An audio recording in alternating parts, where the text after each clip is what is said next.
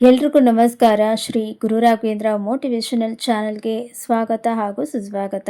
ಇವತ್ತಿನ ವಿಡಿಯೋದಲ್ಲಿ ನಿಂಬೆಹಣ್ಣಿನ ದೀಪದ ಬಗ್ಗೆ ಮಾಹಿತಿ ಕೊಡ್ತಾ ಇದ್ದೀನಿ. ಆಷಾಢ ಶುಕ್ರವಾರ ಸಾಕಷ್ಟು ಜನ ಪೂಜೆಗಳ ಬಗ್ಗೆ ಪ್ಲ್ಯಾನ್ ಮಾಡ್ಕೊಂಡಿರ್ತೀರ. ಇನ್ನು ಕೆಲವರು ದೀಪಾರಾಧನೆಗಳನ್ನು ಮಾಡಬೇಕು ಅಂತ ಪ್ಲ್ಯಾನ್ ಮಾಡ್ಕೊಂಡಿರ್ತೀರ.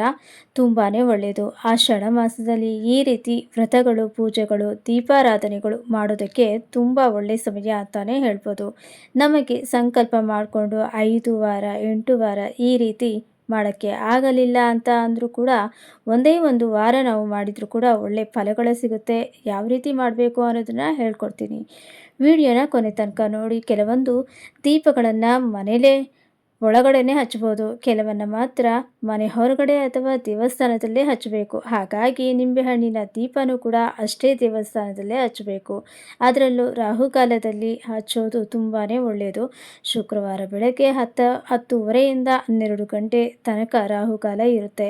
ಕೆಲವೊಂದು ಸಲ ಒಂದು 5-10 ನಿಮಿಷ ಹೆಚ್ಚು ಕಡಿಮೆ ಇರುತ್ತೆ. ಆದರೂ ನೀವು ಕ್ಯಾಲೆಂಡರ್ನಲ್ಲಿ ನೋಡಿಕೊಂಡು ಶುರು ಮಾಡ್ಬೋದು. ಬೆಳಗ್ಗೆ 10:30ಯಿಂದ ನೀವು ದೇವಸ್ಥಾನದಲ್ಲಿ ಆದರೂ ಶಕ್ತಿ ದೇವಸ್ಥಾನಗಳಲ್ಲಿ ಈ ರೀತಿ ನಿಂಬೆಹಣ್ಣಿನ ದೀಪ ಹಚ್ಚೋದು ತುಂಬಾ ಒಳ್ಳೆಯದು. ಒಬ್ಬೊಬ್ಬರು ಒಂದೊಂದು ರೀತಿಯಲ್ಲಿ ಹಚ್ತಾರೆ. ಕೆಲವರು ಮನೆಯಲ್ಲಿ ರೆಡಿ ಮಾಡಿಕೊಂಡು ತಗೊಂಡು ಹೋಗಿ ದೀಪ ಹಚ್ತಾರೆ. ಇನ್ನು ಕೆಲವರು ಅಲ್ಲೇ ಕೂತ್ಕೊಂಡು, ಅಂದರೆ ಎಲ್ಲನೂ ತಗೊಂಡು ಹೋಗಿ ನಿಂಬೆಹಣ್ಣು, ತುಪ್ಪ, ತುಪ್ಪದ ಬತ್ತಿ, ಅರಿಶಿಣ, ಕುಂಕುಮ, ಹೂವು, ಪ್ಲೇಟು ಎಲ್ಲನೂ ಕೂಡ ತಗೊಂಡು ಹೋಗಿ ಅಲ್ಲೇ ಕೂತ್ಕೊಂಡು ದೀಪಗಳನ್ನು ರೆಡಿ ಮಾಡಿಕೊಂಡು ಹಚ್ತಾರೆ.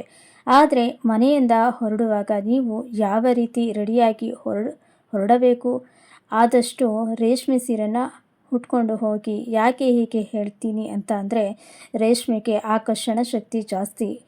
ಹಾಗಾಗಿ ಒಳ್ಳೆ ಪಾಸಿಟಿವ್ ಎನರ್ಜಿಯನ್ನು ಅದು ಆಕರ್ಷಣೆ ಮಾಡುತ್ತೆ. ಅದರ ಮುಖಾಂತರ ಆ ಪಾಸಿಟಿವ್ ಎನರ್ಜಿ ನಿಮಗೂ ಕೂಡ ಸಿಗುತ್ತೆ. ರೇಷ್ಮೆ ಸೀರೆ ಇಲ್ಲ ಅಂತ ಅನ್ನೋರು ಒಂದು ಒಳ್ಳೆ ಕಾಟನ್ ಸೀರೆನೋ ಅಥವಾ ಬಾರ್ಡರ್ ಸೀರೆನೋ ಉಟ್ಕೊಂಡು ಹೋಗಿ. ಸೀರೆಗೂ ಇದಕ್ಕೂ ಏನು ಸಂಬಂಧ, ನಾವು ಭಕ್ತಿಯಿಂದ ದೀಪ ಹಚ್ಚಿದರೆ ಸಾಲಲ್ವಾ ಅಂತ ಹೇಳೋಕ್ಕೆ ಹೋಗಬೇಡಿ.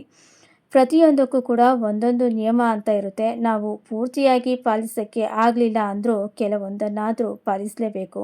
ಆವಾಗಲೇ ನಮ್ಮ ಪೂರ್ಣ ಫಲ ಸಿಗೋದು. ಆಗಲಿಲ್ಲ ಅಂದರೂ ಕೆಲವೊಂದನ್ನಾದರೂ ಪಾಲಿಸಲೇಬೇಕು. ಆವಾಗಲೇ ನಮಗೆ ಪೂರ್ಣ ಫಲ ಸಿಗೋದು.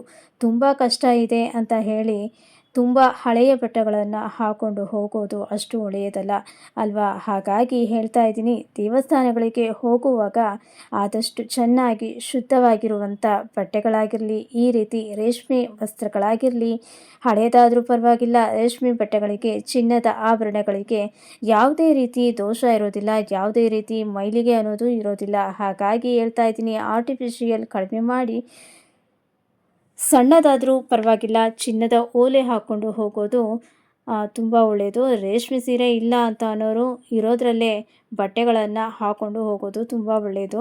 ರೇಷ್ಮೆ ಸೀರೆ ಇಲ್ಲ ಅಂತ ಅನ್ನೋರು ಇರೋದ್ರಲ್ಲೇ ಚೆನ್ನಾಗಿರೋ ಸೀರೆ ಆಗಿರಲಿ ಅಥವಾ ಕಾಟನ್ ಸೀರೆ ಆಗಿರಲಿ, ಯಾವುದೇ ಬಾರ್ಡರ್ ಸೀರೆ ಆಗಿರಲಿ ಹಾಕ್ಕೊಂಡು ಹೋಗಿ. ಮತ್ತು ನೀವು ಎಷ್ಟು ವಾರ ದೀಪಾರಾಧನೆ ಮಾಡ್ತೀರಾ ಅದನ್ನು ಮೊದಲು ಸಂಕಲ್ಪ ಮಾಡ್ಕೊಳ್ಳಿ. 3 ವಾರ ಅಥವಾ 5 ವಾರನ ಅಥವಾ 8 ವಾರನ ಅಥವಾ 1 ವಾರನ ಅಂತ ಮೊದಲು ಸಂಕಲ್ಪ ಮಾಡ್ಕೊಳ್ಳಿ. ಕೆಲವರು ದೀಪ ಲೆಕ್ಕ ಇಟ್ಕೋತಾರೆ, ಇನ್ನು ಕೆಲವರು ನಿಂಬೆಹಣ್ಣನ್ನು ಲೆಕ್ಕ ಇಟ್ಕೋತಾರೆ. ಒಂದು ನಿಂಬೆಹಣ್ಣಲ್ಲಿ 2 ದೀಪ ಆಗುತ್ತೆ ಅಲ್ವಾ? ಅದೇ ರೀತಿಯೇ ಮೊದಲನೇ ವಾರಕ್ಕೆ 1 ನಿಂಬೆಹಣ್ಣನ್ನು, 3ನೇ ವಾರಕ್ಕೆ 3, 4, 4ನೇ 4, 5ನೇ ವಾರಕ್ಕೆ 5 ಹೀಗೆ ನಿಂಬೆಹಣ್ಣನ್ನು ಲೆಕ್ಕನ ಇಟ್ಕೋತಾರೆ. ಅಥವಾ ದೀಪಗಳನ್ನು ಹೀಗೆ, ಅಂದರೆ ಸ್ಟಾರ್ಟಿಂಗಿಂದಾನು ಎರಡೇ ದೀಪಗಳನ್ನು ಹಚ್ಚುವಂಥದ್ದು, ಅಥವಾ ಸ್ಟಾರ್ಟಿಂಗಿಂದಾನು 5, 16 ಹೀಗೆ ನಿಮ್ಮ ಇಷ್ಟಕ್ಕೆ ಬಿಟ್ಟದ್ದು. ಎಷ್ಟು ದೀಪ ಬೇಕಾದರೂ ಹಚ್ಬೋದು. ದೀಪ ಆದರೂ ಲೆಕ್ಕ ಇಟ್ಕೋಬೋದು ಅಥವಾ ನಿಂಬೆಹಣ್ಣಾದರೂ ಲೆಕ್ಕ ಇಟ್ಕೋಬೋದು. ಅಥವಾ ನೀವು ಸ್ಟಾರ್ಟಿಂಗಿಂದಾನೇ 5 ದೀಪ ಹಚ್ತೀವಿ ಅಂತ ಸಂಕಲ್ಪ ಮಾಡಿಕೊಂಡ್ರೆ 3 ನಿಂಬೆಹಣ್ಣನ್ನು ಮನೆಯಲ್ಲೇ ತೆಗೆದುಕೊಂಡು ಅಲ್ಲೇ ಕೂತ್ಕೊಂಡು ಮಧ್ಯಕ್ಕೆ ಸರಿಯಾಗಿ ಅದನ್ನು ಕಟ್ ಮಾಡಿ ಒಂದು ಕವರ್ನ ಕೂಡ ಜೊತೆಯಲ್ಲಿ ತಗೊಂಡು ಹೋಗಿ ಆ ಹುಳಿ ಎಲ್ಲನೂ ಕೂಡ ಹಿಂಡಬೇಕು. ಅಲ್ಲೇ ಡಸ್ಟ್‌ಬಿನ್‌ಗಳು ಇಟ್ಟಿರ್ತಾರೆ. ಅಲ್ಲಿಗೆ ಆ ನಿಂಬೆ ಹುಳಿಯನ್ನು ನೀವು ಚೆಲ್ಲಬಹುದು ಅಥವಾ ಯಾವುದಾದ್ರೂ ಗಿಡದ ಬುಡಕ್ಕೂ ಕೂಡ ಹಾಕಬಹುದು. ನೀವೇನಾದರೂ ಮನೆಯಲ್ಲೇ ದೀಪ ರೆಡಿ ಮಾಡಿಕೊಂಡು ಹೋಗ್ತೀರಾ ಅಂದರೂ ಕೂಡ ಅಷ್ಟೇ, ಆ ನಿಂಬೆಯ ಹುಳಿ ರಸ ಏನು ಹಿಂಡಿರ್ತೀರಲ್ಲ ಅದನ್ನು ಯಾವುದಾದ್ರೂ ಗಿಡಕ್ಕೆ ಹಾಕಿ ಅಥವಾ ಯಾರು ತುಳಿದೇ ಇರುವಂಥ ಜಾಗಕ್ಕೆ ಆ ನಿಂಬೆ ರಸವನ್ನು ಚೆಲ್ಲಬಹುದು. ದೇವಸ್ಥಾನಗಳಲ್ಲಿ ಆದರೆ ಡಸ್ಟ್‌ಬಿನ್ ಇಟ್ಟಿರ್ತಾರೆ, ನೀವು ಅಲ್ಲಿಗೆ ಆ ರಸನ ಚೆಲ್ಲಬಹುದು. ಈ ರೀತಿ ದೀಪಾರಾಧನೆಯನ್ನು ಶುರು ಮಾಡೋದಕ್ಕಿಂತ ಮೊದಲು ಬೆಳಗ್ಗೆ ಮನೆಯಲ್ಲಿ ಪೂಜೆ ಮಾಡಿ ದೇವರ ಹತ್ರ ಪ್ರಾರ್ಥನೆ ಮಾಡ್ಕೊಳ್ಳಿ. ಇವತ್ತಿಂದ ನಾನು ನಿಂಬೆಹಣ್ಣನ್ನು ದೀಪಾರಾಧನೆ ಶುರು ಮಾಡ್ತಾ ಇದ್ದೀನಿ. ಇಂಥದ್ದೊಂದು ಸಮಸ್ಯೆ ಇದೆ, ಅದು ಬಗೆಹರಿಬೇಕು, ಇಷ್ಟು ವಾರ ಇಷ್ಟು ದೀಪಗಳನ್ನು ಹಚ್ಚುತ್ತೀನಿ ಅಂತ ಮೊದಲು ಮನೇಲಿ ಬೇಡ್ಕೊಳ್ಳಿ. ಗಣಪತಿ ಹತ್ರ, ನಿಮ್ಮ ಮನೆ ದೇವರ ಹತ್ರ ಬೇಡ್ಕೊಂಡು ಅಪ್ಪಣೆ ತಗೋಬೇಕು. ಆಮೇಲೆ ನೀವು ಯಾವ ದೇವರಿಗೆ ದೀಪ ಹಚ್ತಾ ಇರ್ತೀರೋ ಆ ದೇವಿನ ನೀವು ಮನಸ್ಸಲ್ಲೇ ಸ್ಮರಣೆ ಮಾಡ್ಕೊಳ್ಳಿ. ಕೆಲವೊಂದು ಸಲ ಏನಾಗುತ್ತೆ ಅಂತ ಅಂದರೆ, ನಾವು ದೇವಸ್ಥಾನಕ್ಕೆ ಹೋಗಿರ್ತೀವಿ, ದೇವರ ಮುಂದೆ ನಿಂತಾಗ ನಾವು ಏನು ಕೇಳಬೇಕು ಅಂದ್ಕೊಂಡಿರ್ತೀವೋ ಅದನ್ನು ಕೇಳೋಕ್ಕೆ ಆಗೋದಿಲ್ಲ. ಒಂದು ಜನ ರಶ್ ಇರ್ತಾರೆ, ಆ ದೇವಿ ನೋಡಿ ದೇವಿನ ಕಣ್ಣು ತುಂಬಿಕೊಳ್ಳೋದಕ್ಕೆ ಸಮಯ ಇರೋದಿಲ್ಲ.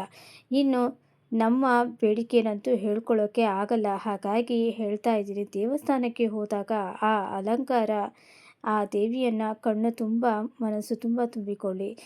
ದೇವರ ಮುಂದೆ ನಿಂತ್ಕೊಂಡು ವರದಿ ಒಪ್ಪಿಸಬಾರದು. ಯಾವಾಗಲೂ ಅಷ್ಟೇ, ಅದಕ್ಕೆ ಅಂತ ಸಮಯ ಇರುತ್ತೆ.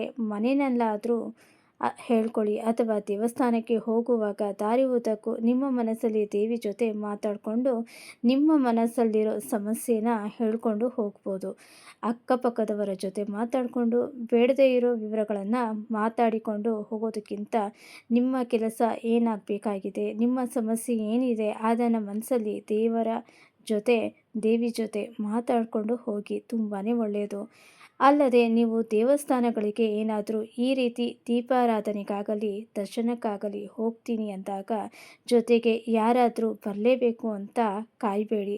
ಆದಷ್ಟು ಒಬ್ಬೊಬ್ಬರೇ ಹೋಗೋದಕ್ಕೆ ಅಭ್ಯಾಸ ಮಾಡ್ಕೊಳ್ಳಿ. ಆಗ ಬೇಡದೇ ಇರೋ ಮಾತಾಡೋದಿಲ್ಲ, ಬೇಡದೇ ಇರೋ ಕಡೆ ನಮ್ಮ ಗಮನ ಹೋಗೋದಿಲ್ಲ. ನಮ್ಮ ಮನಸ್ಸಿನಲ್ಲಿ ಏಕಾಗ್ರತೆ ಇರುತ್ತೆ. ನಾವು ಕೂಡ ಏನು ಕೆಲಸಕ್ಕೆ ಬಂದಿದ್ದೀವಿ, ನಾವು ಏನು ಮಾಡಬೇಕು ಅನ್ನುವಂಥ ಜವಾಬ್ದಾರಿ ನಮಗೆ ಇರುತ್ತೆ. ಅಂದರೆ ನಮ್ಮ ಸೂಕ್ತ ಮನಸ್ಸು ನಮ್ಮನ್ನು ಎಚ್ಚರಿಸುತ್ತೆ. ನೀನು ಬಂದಿರೋದು ಈ ಕೆಲಸಕ್ಕೆ, ನೀನು ಇದನ್ನು ಕೇಳಬೇಕು, ದೇವರ ಹತ್ರ ನೀನು ಇದನ್ನು ಮಾಡಬೇಕು ಅಂತ ನಮ್ಮ ಸೂಕ್ತ ಮನಸ್ಸು ನಿಮ್ಮನ್ನು ಎಚ್ಚರಿಸುತ್ತೆ. ಯಾಕೆ ಅಂದರೆ ಅಲ್ಲಿ ನಮ್ಮ ಗಮನ ಬೇರೆ ಕಡೆ ಸೆಳೆಯೋದಕ್ಕೆ ನಮ್ಮ ಜೊತೆಯಲ್ಲಿ ಯಾರೂ ಇರೋದಿಲ್ಲ ಅಲ್ವಾ. ಹಾಗಾಗಿ ಹೇಳ್ತಾ ಇದ್ದೀನಿ ಅಷ್ಟೇ. ನಾನು ಯಾಕೆ ಈ ಮಾತು ಹೇಳ್ತಾ ಇದ್ದೀನಿ ಅಂದರೆ, ನಮ್ಮ ಅಕ್ಕಪಕ್ಕ, ನಮ್ಮ ಸುತ್ತಮುತ್ತ, ನಮ್ಮ ವಾತಾವರಣ ಹೇಗಿರುತ್ತೋ ಅದೇ ಎನರ್ಜಿನೇ ನಮಗೆ ಸಿಗೋದು. ಹಾಗಾಗಿ ಹೇಳ್ತಾ ಇದ್ದೀನಿ, ಆದಷ್ಟು ಯಾವಾಗಲೂ ತುಂಬ ಕಷ್ಟ ಹೇಳ್ಕೊಳ್ಳೋದಾಗಿರಲಿ, ತುಂಬ ಅಳೋದಾಗಿರಲಿ, ಬರೀ ನೆಗೆಟಿವ್ ಆಗಿಯೇ ಮಾತಾಡೋದು, ಯೋಚನೆ ಮಾಡೋದು, ಇಂಥವರಿಂದ ದೂರ ಇರೋದು ತುಂಬ ಒಳ್ಳೆಯದು.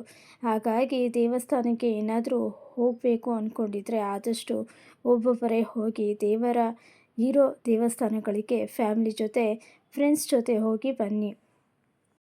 ಬೇಡ ಅಂತ ಹೇಳಲ್ಲ, ಆದರೆ ಈ ರೀತಿ ಹತ್ತಿರ ಇರುವಂಥ ದೇವಸ್ಥಾನಗಳಿಗಾಗಲಿ ಏನಾದರೂ ನೀವು ವಿಶೇಷವಾದ ಪೂಜೆಗಳಾಗಿರಲಿ, ದೀಪಾರಾಧನೆಗಳು ಮಾಡಬೇಕು ಅಂತ ಅಂದ್ಕೊಂಡಾಗ ಒಬ್ಬೊಬ್ಬರೇ ಹೋಗಿ ಬನ್ನಿ, ತುಂಬಾ ಒಳ್ಳೆಯದು. ಆಗ ನಿಮಗೆ ಆಗುವಂಥ ಫೀಲಿಂಗ್ ಹೇಗಿರುತ್ತೆ ಅನ್ನೋದನ್ನು ನೀವು ಅನುಭವಿಸಬೇಕು. ನಿಮಗೆ ಗೊತ್ತಾಗುತ್ತೆ. ಮಾತು ಶುರು ಮಾಡಿದರೆ ಇಲ್ಲಿಂದ ಇಲ್ಲಿಗೂ ಹೋಗ್ಬಿಡುತ್ತೆ ಅಲ್ವಾ. ಈಗ ನೀವು ದೀಪ ಹಚ್ಚೋಕ್ಕೆ ಹೋಗುವಂಥ ದಿನ ಮೊದಲು ಮನೆಯಲ್ಲಿ ಪೂಜೆ ಮಾಡಿ ನೀವು ಕೂಡ ಚೆನ್ನಾಗಿ ರೆಡಿಯಾಗಿ ನಿಂಬೆಹಣ್ಣನ್ನು ಆದಷ್ಟು ಮನೆಯಿಂದಾನೇ ತಗೊಂಡು ಹೋಗಿ, ತುಂಬ ಒಳ್ಳೆಯದು. ಏನೇನು ಬೇಕು ಎಲ್ಲ ಸಾಮಗ್ರಿಗಳನ್ನು ತಗೊಂಡು ಹೋಗಿ, ನಿಂಬೆಹಣ್ಣನ್ನು ಕಟ್ ಮಾಡೋದಕ್ಕೆ ಚಾಕು ಆಗಿರಲಿ, ದೀಪ ಹಚ್ಚೋದಕ್ಕೆ ಬೆಂಕಿ ಪಟ್ಟಣ ಆಗಿರಲಿ, ತುಪ್ಪದ ಬತ್ತಿಗಳು, ಅರಿಶಿಣ, ಕುಂಕುಮ, ಹೂವು, ಪ್ಲೇಟು ಮತ್ತು ನಿಂಬೆಹಣ್ಣಿನ ಕೆಳಗಡೆ ಸ್ವಲ್ಪ ಅಕ್ಕಿ ಹಾಕಿ ಅದರ ಮೇಲೆ ನಿಂಬೆಹಣ್ಣನ್ನು ಇಟ್ಟು ದೀಪ ಹಚ್ಚಬೇಕು. ಇದೆಲ್ಲನೂ ಕೂಡ ಸಿದ್ಧತೆ ಮಾಡಿ ತಗೊಂಡು ಹೋಗಿ ದೇವಸ್ಥಾನದ ಹತ್ರ ಹೋದ್ಮೇಲೆ ಮೊದಲು ಹೋಗಿ ದೇವರ ದರ್ಶನ ಮಾಡಿ ಅಮ್ಮನವರ ಹತ್ರ ಪ್ರಾರ್ಥನೆ ಮಾಡಿ, ಇವತ್ತಿಂದ ನಾನು ದೀಪಾರಾಧನೆ ಶುರು ಮಾಡ್ತಿದ್ದೀನಿ ಅಂತ, ಅಮ್ಮ ನಂದು ಇಂಥ ಸಮಸ್ಯೆ ಇದೆ ಬಗೆಹರಿಸು ಅಂತ ಕೇಳ್ಕೊಳ್ಳಿ. ನೀವು ದೇವಸ್ಥಾನದ ಒಳಗಡೆನೂ ಹೋಗಿ ಕೇಳ್ಕೊಬೋದು ಅಥವಾ ಹೊರಗಡೆ ಗರುಡು ಕಂಬ ಇರುತ್ತೆ ನೋಡಿ, ಅಲ್ಲೇ ನಿಂತ್ಕೊಂಡು ಏನೇ ಪ್ರಾರ್ಥನೆ ಇದ್ದರೂ ಮಾಡ್ಕೋಬೇಕು. ಆಮೇಲೆ ದೀಪನ ಹಚ್ಚಿ ಒಳಗಡೆ ತಗೊಂಡು ಹೋಗಿ ಮೊದಲು ಗಣಪತಿ ಆರತಿ ಮಾಡಬೇಕು. ಒಂದೇ ದೇವಸ್ಥಾನದಲ್ಲಿ ಗಣಪತಿ, ದುರ್ಗಾದೇವಿ ಎಲ್ಲರೂ ಇದ್ದಾಗ ತೋರಿಸ್ಬೋದು. ಇನ್ನು ಏನೂ ತೊಂದರೆ ಇಲ್ಲ. ಆ ನಂತರ ಅಮ್ಮನವರಿಗೆ ಆರತಿ ಮಾಡಬೇಕು. 3 ಸಲ ಪ್ರದಕ್ಷಿಣೆ ಹಾಕಿ ಆಮೇಲೆ ದೀಪಗಳನ್ನು ತಗೊಂಡು ಬಂದು ಹೊರಗಡೆ ಇಡಿ. ಆಮೇಲೆ ಅಮ್ಮನವರ ದರ್ಶನ ಇನ್ನೊಂದು ಸಲ ಮಾಡ್ಬೋದು. ನಿಮಗೆ ತುಂಬ ಉಪಯುಕ್ತ ಆಗುವಂಥ ಮಾಹಿತಿಯನ್ನು ತಿಳಿಸಿದ್ದೀನಿ. ಇವತ್ತಿನ ವಿಡಿಯೋ ಇಷ್ಟ ಆಗಿದೆ ಅಂತ ಭಾವಿಸ್ತೀನಿ. ಹಾಗೆ ವಿಡಿಯೋ ಇಷ್ಟ ಆಗಿದ್ದರೆ ಒಂದು ಲೈಕನ್ನು ಕೊಟ್ಟು ನಿಮ್ಮ ಅನಿಸಿಕೆ ಅಭಿಪ್ರಾಯವನ್ನು ಕಮೆಂಟ್ ಬಾಕ್ಸ್ನಲ್ಲಿ ಬರೆದು ತಿಳಿಸಿ. ಮತ್ತೊಮ್ಮೆ ಉಪಯುಕ್ತ ಪೂಜಾ ಮಾಹಿತಿಯೊಂದಿಗೆ ಮತ್ತೆ ಬರ್ತೀನಿ. ಧನ್ಯವಾದಗಳು ಸ್ನೇಹಿತರೆ.